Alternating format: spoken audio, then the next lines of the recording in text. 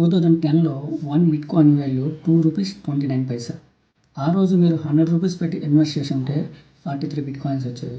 అదే bitcoin 14 years తర్వాత అంటే 2024లో ఒక బిట్‌కాయిన్ వాల్యూ 95 lakhs.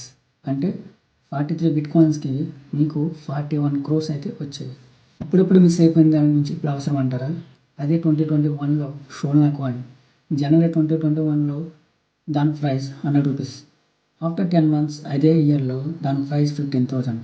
అదే జనవరిలో మీరు 10,000 ఇన్వెస్ట్ చేసుంటే వితిన్ 10 monthsలో మీకు 15 lakhs వచ్చేవి. స్మాల్ ఇన్వెస్ట్మెంట్తో బిగ్ ప్రాఫిట్.